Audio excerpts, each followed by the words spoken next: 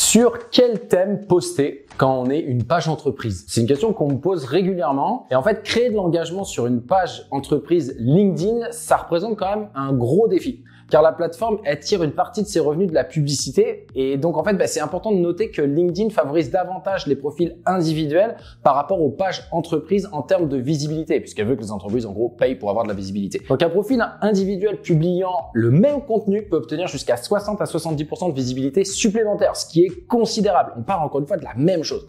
Donc, malgré ces contraintes, certaines pages entreprises, elles se distinguent, en fait, par leur popularité. Je suis sûr que vous en avez déjà quelques-unes en tête que vous appréciez sur LinkedIn, qui rassemblent des milliers d'abonnés et qui ont plein d'interactions à chaque post. Donc, ça veut dire que c'est possible de faire reacher une page entreprise, et je vais vous donner justement 5 thématiques à succès qui peuvent vous permettre de trouver des idées de contenu simples, actionnables et efficaces. Donc, le premier thème, c'est le storytelling, clairement. Donc, partager des histoires entre guillemets captivantes, qu'il s'agisse de celles de vos collaborateurs, de votre entreprise ou de votre secteur. En fait, il faut que vous attiriez l'intérêt. Donc, rendez votre page plus personnelle et engageante grâce à un storytelling efficace. Pas plus tard qu'hier, j'avais une cliente d'une grosse boîte dans la tech qui me dit, parce qu'on regardait sa page LinkedIn, je sais pas, c'est pas mal quand même, mais ça reste quand même vachement corporate. Et elle me disait, en fait, t'as raison, c'est le problème d'être une grosse boîte. Elle dit, moi, ce que j'aime bien, en fait, c'est que vous exploitez chez My Little Big Web le fait que vous n'êtes pas encore une très grosse structure. On est à 30 ou 35,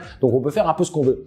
Et je me démarque via le côté un petit peu clivant parfois, où l'agence sérieuse qui se prend pas au sérieux, je mets un peu ce que je veux et sans trop de barrières, sans trop de filtres. Et ça crée en fait un personal branding que les gens vont aimer parce que on prend des risques, on dit ce qu'on pense, on reste professionnel, mais on raconte nos petites histoires et les gens aiment ça parce qu'un réseau social, c'est ça finalement, c'est savoir ce qui se passe chez les autres. Le deuxième contenu à succès sur les pages entreprises, ce sont les tribunes. Donc en fait, vous offrez une plateforme à vos penseurs et leaders d'opinion, donc qu'ils soient internes ou externes d'ailleurs à votre entreprise, et vous générez en fait du contenu profond et de qualité. Des analyses, des indicateurs, des infolettres, des e-books qui enrichiront le contenu et en fait vous permettront d'avoir des leads. La troisième idée de thème à développer, le contenu éducatif. C'est clairement ce que je fais le plus souvent. J'utilise le contenu éducatif finalement pour promouvoir subtilement mes produits et services, puisque en gros, je pars du principe que les gens, s'ils apprennent des choses avec ma chaîne ou avec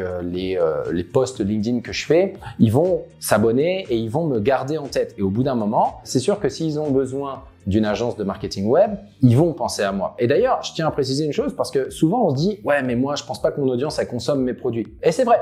Moi, j'ai de plus en plus de clients qui viennent grâce à mes réseaux sociaux, mais ça n'a pas toujours été le cas. Et je me demandais si je devais continuer. Mais en fait, je me suis rendu compte que mes réseaux sociaux me permettaient d'être référé par des gens qui consomment pas, qui consommeraient pas mes services, mais qui consomment mon contenu. Parce que au bout d'un moment, je vais prendre un exemple tout bête. Il y a un entrepreneur dans la construction, peu importe, et clairement, il regarde pas mes vidéos YouTube ou mes posts LinkedIn. Par contre, il a une de ses connaissances qui travaille dans le marketing et il va lui demander à elle, est-ce que tu connais une agence qui pourrait m'accompagner dans la création de mon site ou là, écoute, je suis un peu embêté, j'aimerais bien me faire accompagner. Cette personne qui consomme mon contenu va nous référer en disant ouais, j'en connais une justement, c'est My Little Big Web.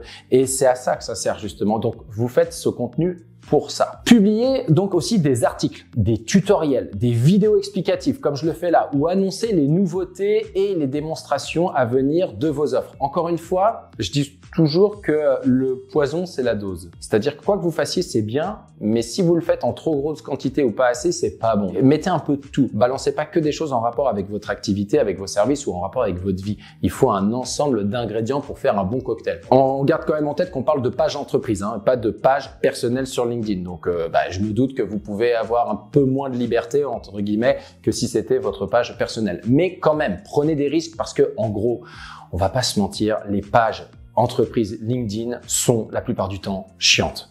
Donc, il y a un créneau à prendre, il y a une opportunité à prendre puisqu'on le sait tous. Donc, utilisez cette brèche. Quatrième type de contenu, les événements. Donc, en gros, vous instaurez des rendez-vous réguliers et vous créez des événements uniques pour dynamiser votre page. Les collaborations, les recrutements, les partenariats, les opérations spéciales, les journées thématiques, en ligne ou en présentiel d'ailleurs. Tout ça, ça enrichit l'expérience de votre communauté. Encore une fois, vous lui donnez à boire et à manger. Enfin, 5e thème, c'est bien entendu les tendances du marché.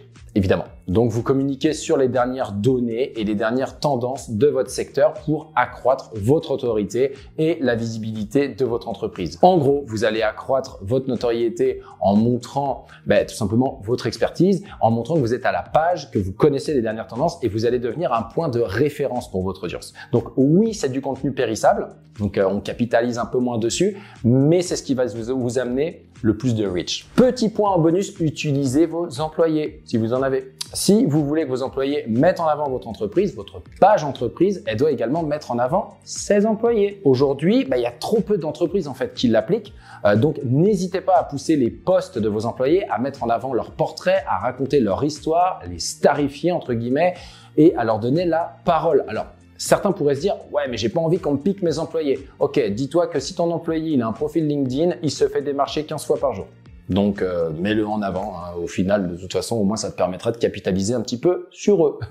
Donc, j'espère que cette vidéo a été utile. Si vous avez des questions, commentaires, on n'hésite pas, on s'abonne, on like. Et puis moi, je vous dis à plus tard.